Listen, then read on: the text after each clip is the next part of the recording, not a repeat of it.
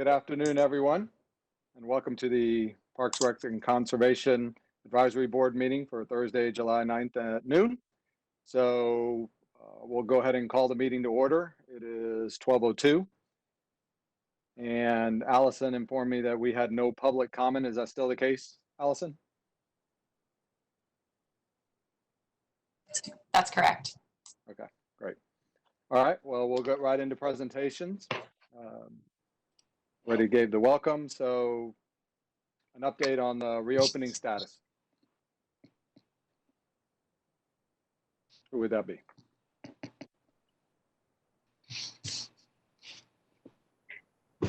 I could give an update on reopening. This is Adrienne Rouse. So currently, all of our reopening falls on the shoulders of our county administrator. And we've all noticed, I'm sure, that there's been a rise of COVID cases across our county. So people are pretty hesitant to reopen things at the moment. Every time we turn around, it seems like there's a positive case somewhere, and we're having to take action with our current policies and procedures to make sure we're keeping people safe. So I know that our next step, our next phase would include skate parks. It would also include our outdoor shelters and playgrounds and splash pads.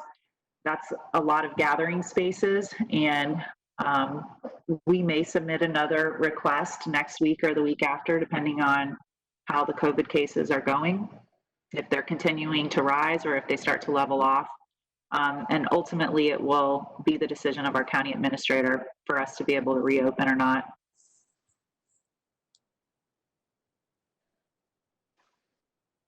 Okay, board members have any questions? Or Rick or Forrest have anything else to add? No, on the athletic side, we sent a notice out to all of our leagues that we won't be visiting taking the next step, which would be competition, until mid-August. You know, that could always change. It could move forward or move back, but we just kind of wanted to let everyone know what we were thinking right now. If we didn't see the spike in cases like we have been, we had hoped to be a lot further along. Unfortunately, our health experts are not going to support us moving further at this point, and I tend to agree with them. Are you getting any pushback from the community? Because I know there's a lot of travel ball type events that are taking place, and which I guess are non-county parks. So we are open for practice. So baseball teams, softball teams, really any sport can practice. And we do respond to probably, 1 or 2 emails a week. The emails were a lot stronger prior to the recent spike. I meet with the Plant City, Temple Terrace, and City of Tampa directors weekly, and everyone is staying on the same page at this point. So we're all looking about the same time frame. Okay. Now, Pasco County, City of Clearwater, and Polk County, they are allowing competition. Okay. Yeah, that was the question that I had is how's Hillsborough County compared to mainly the surrounding counties here, but also some of the other counties in Florida. I just didn't know if we were kind of in line with what they were doing as well. We're doing our best to stay in line, but I think every county is a little bit different just because the results are different. Sure. Okay. I think Miami, they went the other direction. They started to shut everything back down. Yeah. And we're really another hot spot, although we're not as bad as they are. But I know Pasco, Polk, and Clearwater, they're moving forward with competition, but it's only baseball, softball. Tim.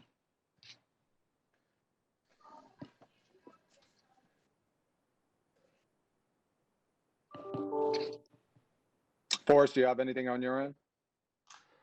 Yes, Anthony, on my end, everything is open with the exception of Apollo Beach Nature Park. And the reason for the closure there is we're in the middle of construction of a 30-foot observation tower, which is right in the center of the parking lot. So construction should be completed in probably the next 4 to 6 weeks. So once that is finished, we'll open the park. Of course, one of the concerns there is the beach, which is only about maybe 1.5 acres in size. and we have parking for roughly, I think it's 89 vehicles. So when we do reopen, we'll have to probably have a staff member out there, or maybe a deputy, to ensure that there's proper social distancing on that beach area. Again, because it's so small, and we don't want hundreds of people congregating into that tiny area. So right now the park is closed, but at some point it will be open, and that's one of the situations we'll have to address. With regard to all the other regional parks, they are open now, every one. But as Rick can attest to, we do have facilities and amenities within each of the parks that are still closed. Areas like picnic shelters, a couple of our nature centers, playground equipment. At some point, those will reopen, but now, and certainly with the COVID cases being on the rise throughout the county and the state, we don't want to reopen or take any chances at this time. Makes sense. Any comments or questions from anyone? Okay, next is the Bacchus update. So after our last meeting, I re-forwarded the conceptual construction plans that Mr. Pepin and his group had provided the county back in late February, early March. And I sent those over to Swati Bose and the Capital Programs Group back on June the 19th. They are still in the process of reviewing those plans. So after this meeting, I'm going to request another update, and hopefully they can get me their comments within the next few days. So we haven't given them any deadlines. We're just following up with them to this point. Yeah, we're just following up, and I want to make sure that we have all of our engineers' comments in place before we meet again with Mr. Pepin. Okay. Any comments or questions from anyone? Anthony? Yes, Jack. Okay. Forrest tied together 2 or 3 things that I kind of had in the back of my mind. One is, who's the manager at Bacchus? It's Jennifer West. Yeah, I met her at Upper Tampa Bay, which was unusual. She's superb. I really enjoyed meeting her. But it brings it to another point. Oh, she is absolutely, yeah. I think we need this board to have an opportunity to meet some of your great people, all of your, both sides, of course. But what that brought to my attention was all of Upper Tampa Bay was on quarantine. Are they off quarantine now? Yeah, so good question, and I was going to talk about this as well. So we did have 7 individuals from Upper Tampa Bay Park test positive for COVID. Oh, man. Obviously won't go into any names or anything like that, but everybody is not with HIPAA. You got it. So they're all doing better. There was only one individual that got fairly sick, but she's doing better now as well.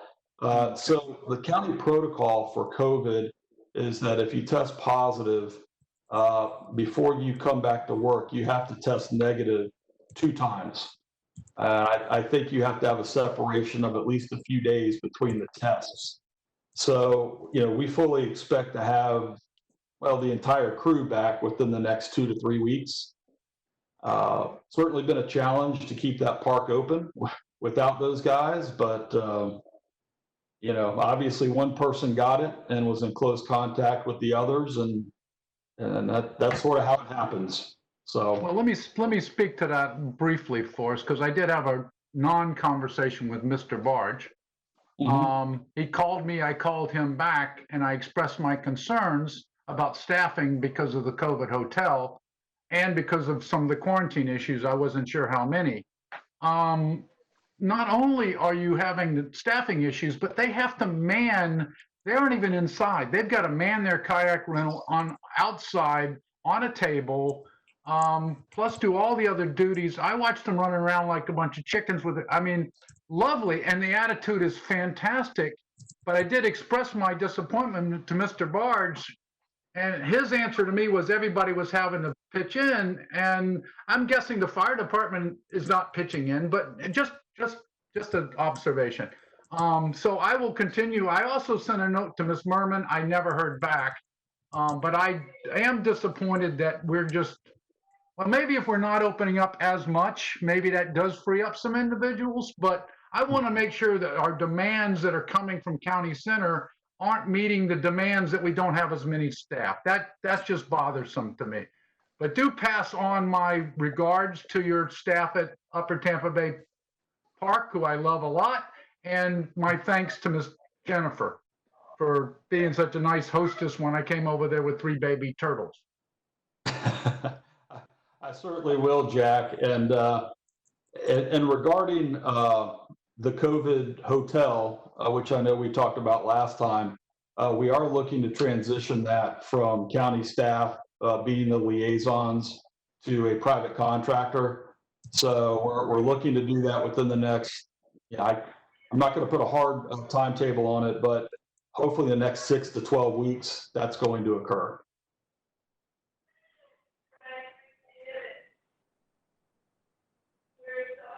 Okay, that was the next item on the agenda. So that's, It is my hope good. for us that I helped and didn't hurt. No, I think you raised awareness to it, and certainly with regard to the COVID hotel. Yeah, I know one of the items that we asked for at the last meeting was information regarding what other municipalities are doing, but probably no reason to go into that if, unless anyone else wants to know if it's already moving in the direction to have that removed from your group anyway. Yeah, it is certainly. And, and one of the reasons why is that the individuals that are there, the county staff, which are, primarily underneath me, they need to get back to their regular jobs. And the contractor that has been working with our staff out there, VetCorps, they've proven to be very effective at their job over the last couple of months. So I really see this over the next, I'll be optimistic and say maybe 6 weeks, 8 weeks, transitioning from our staff being the liaisons to VetCorps staff providing that service. Okay. Any other questions or comments? Trying to see, I thought there would be something that would come up on my screen if somebody raised their hand. So Jack, I don't know if you tried to raise your hand, but I haven't seen any hand raising yet. But any questions on the question or on Bacchus or the COVID hotel?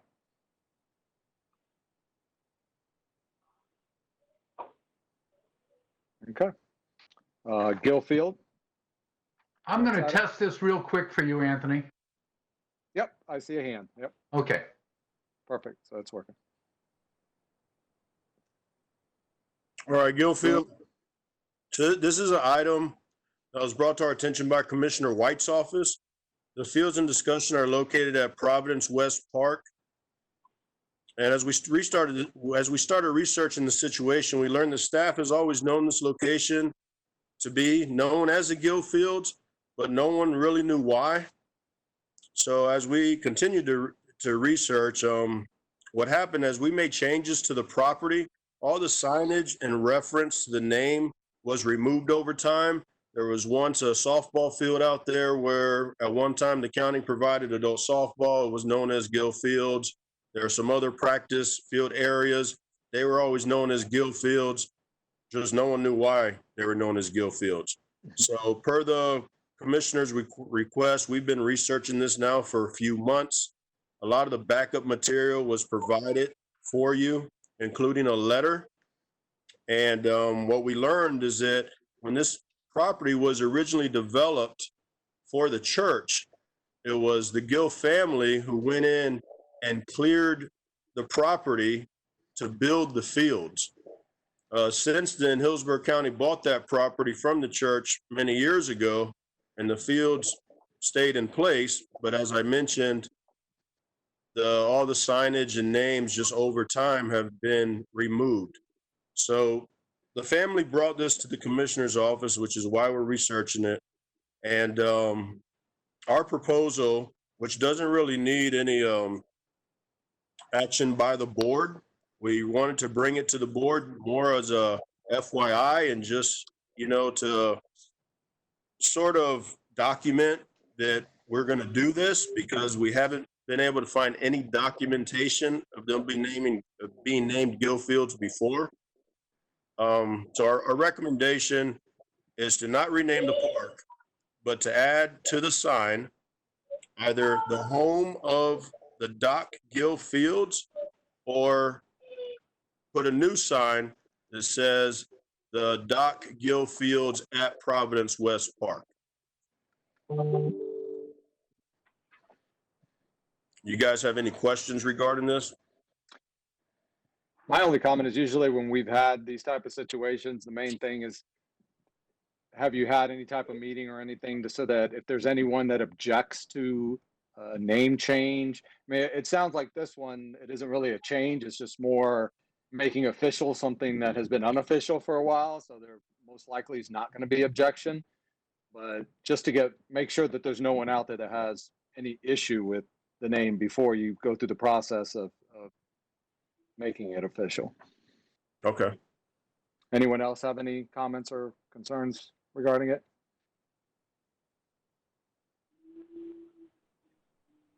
Okay. I guess So that's the only feedback. So yeah, we'll look into, we'll see what avenues we have to put a notice out there and see if there's any objections to it. This was our first step, was bringing it to you guys. So thank you very much. perfect. Well, that's all for the presentations. The next thing up is approval of the minutes. I reviewed them. The only comment I had was just in the very last, or in section 5, under board member comments, under B, where it just said board members will, some board members stated, and I just noted to say they will, versus some board members stated will. So I just recommend you adding they, and other than that, I had nothing else. So if anyone wants to make a motion to approve the minutes. Move approval with the word they. Perfect. Any other? We have a second? Minute. And Joe Guidry. Okay, so Joe seconded, Jack approved it. Any opposed? No opposed? Okay, it passes. And then approve renaming Ecker Preserve to the Gene and Pete Johnson Preserve. Who's gonna discuss? So board members, this request came from Commissioner Merman's office. And I can tell you that I'm in full support of it. I don't know how many of you know Pete and Jeannie. Jeannie passed away about a year ago. And so the ask here is that the Ecker Preserve be renamed to the Jeannie and Pete Johnson Preserve. I know in the backup documentation here with the letter, the commissioner said Jeannie and Pete Johnson Ecker Preserve, but the Ecker was a typo. So it would just be the Jeannie and Pete Johnson Preserve. And in the letter, Commissioner Merman goes over all of the different positive things that both of them have done over the years for the Gibsonton community. That includes not only working to preserve various properties, but also working on street lighting in the area, construction of sidewalks, and basically just trying to improve the general look and appearance of the old Gibsonton area, especially along Sims Road. So both from an environmental perspective and also from just a community enhancement perspective, Jeannie and Pete have been, again, I would say the driving force in Gibsonton for well over 25 years. And the commissioner wants to recognize that. And I fully support it. And Dave, you had your hand up, and now Jack also. Oh, I just wanted to chime in. I spent a good 20 plus years in Gibsonton at the Gardenville Rec Center, and Pete and Jeannie were very instrumental in the improvements of the rec site in Gibsonton. And actually, Pete was one of those first mentors to me when I went over there in 1995 to start working. So I just wanted to throw in and just say they're great people, and I'm very excited and happy to see this come up on the agenda. Okay, great. Jack? Yeah, Forrest, how long has Pete been involved with ELAP, for goodness sake? Wow, Pete's been involved since certainly the mid-90s, maybe Yeah, before. I was going to say, I mean, he was a fixture when I started, and I've been there a long time. Yeah. I'd like to move approval. I'll second. Right, motion. Joe seconded. Now for comments, mine is just the same as it had before. Forrest, you don't believe there's going to be anyone that opposes this after it happens, that we would want to reach out to the entire area, or I mean, from everything I've read and everything you guys are saying, it sounds like that we should proceed with this. Yeah, I don't anticipate any opposition. And the two brothers, apparently they don't even live in the area. And per the commissioner's letter, the Ecker brothers initially wanted to sell it to a developer. And of course, Jeannie loved the property, and she fought that. And then eventually they settled on the ELAP program, and the county as the purchaser of the property. So I would not anticipate any family being upset about this, or frankly anybody in the community. I'll fight them if they are. I'll join you. All right, board members, is anyone opposed to this? See no hands, so everyone's in favor, so it passes. All right, board member comments?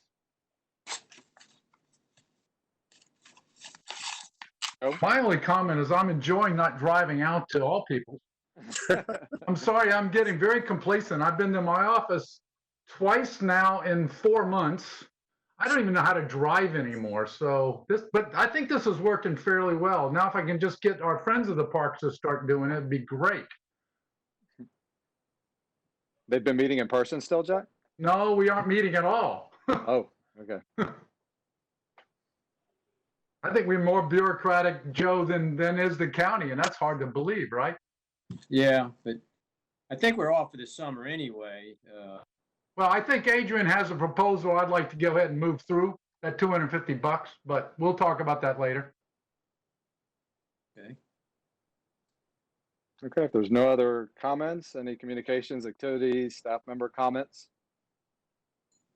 I'd like to thank everybody too. I'm sorry. I want to thank all of you for participating, my fellow board members, and certainly county staff under what would be the most unique situations in 100 years. So, and thank goodness, I guess it's 2020 and not 1918, because we never could have done this. So I think we're fortunate in some regards, but I don't think we're through with this for maybe another 9 months or a year, unfortunately. So thanks for all what you're doing. And if you need any help, please reach out to Anthony and get us involved.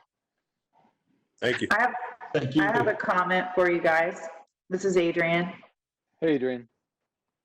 So last time I spoke with you guys, I filled you in a little bit about our adaptive sports program, and Jack had mentioned he'd like to meet Caleb. So I've asked Caleb to join us, and he's here with us. He's going to share just a little bit about himself and his background, and maybe a couple of the things we have planned for All Peoples, and then open it up to see if you have any questions.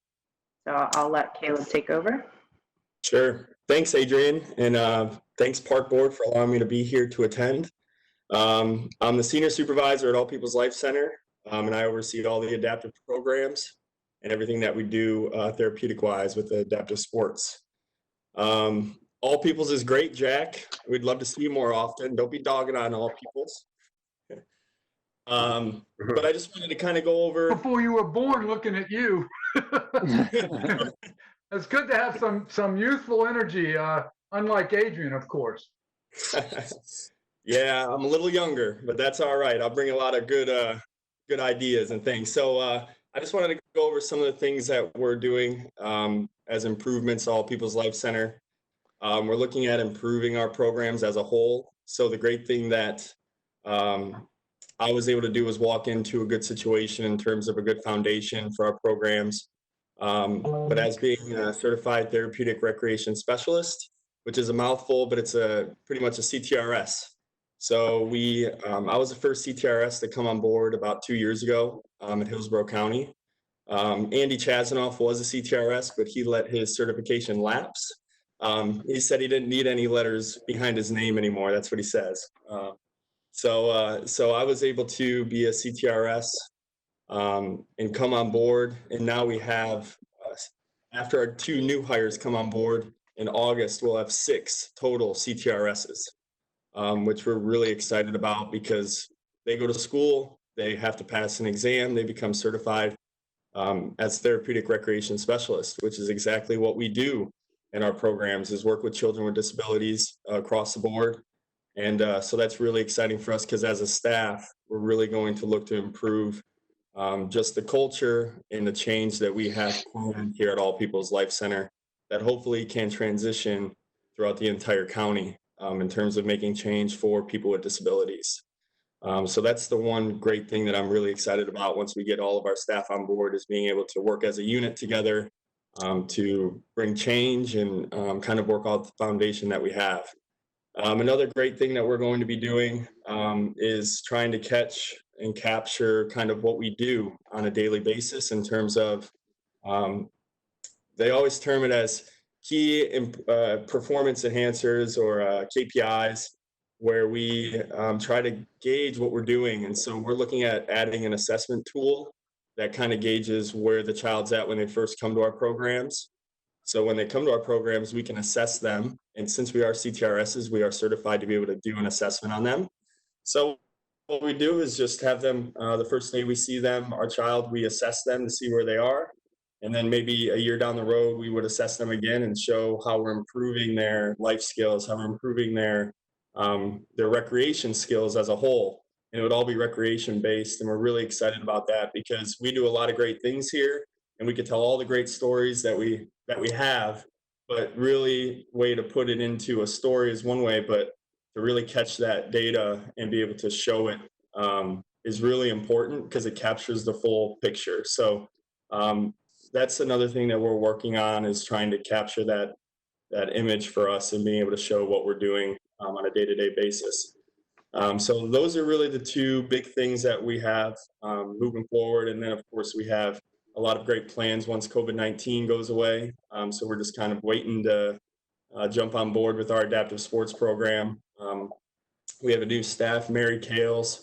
She's our adaptive sports supervisor, and she has a lot of great ideas to build off of what Andy had built over the last 15 years or so. She's going to take that program, and she has a lot of great ideas. So we're going to be able to grow our program off of what we already have, a solid foundation, and be able to reach more athletes and be able to grow our programs and improve our programs as a whole. So that's kind of an overview of what we're doing at All People's and the county as a whole. So we're really excited, but I just would like to introduce myself and then maybe open it up to a couple questions if anyone has any.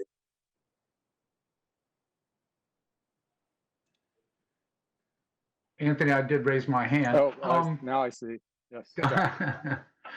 Caleb, first of all, welcome. Adrian's been around me long enough to know that I may look like I'm 90, but I have the maturity of a 13-year-old. So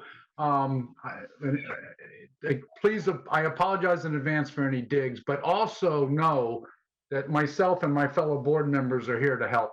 And there's nothing that I am more proud of than what Andy built and what you're going to build onto. I think that what we do as a county through that program there at All People's and what we do at Bacchus is something we have to be the most proud of. And I really do hope we can expand Bacchus if we can ever get those people to move off a dime. But no, it's absolutely what we can do for the people that need it the most is what we're all about as an entire system. So welcome, welcome, welcome. And I really do, I was taking a poke at Adrian, but I'm really glad to have your youthful energy. So thank you. Sure. Thank you, Jack. Appreciate it. Well said, Jack. Any other comments or questions? We all hope that this COVID passes sooner than Jack's predictions, even though the most likely is the case, so that we could get out and spend some more time in all of these wonderful places in a safe environment. If there's no other comments or questions, we'll go ahead and adjourn. I know we had a short period in between meetings. Our next meeting is scheduled for August 20th, and hopefully everyone can make it and have a good end of the summers, as most of the kids are going to be going back to school before we meet again. Thanks all. Thank you. All right. Thank you.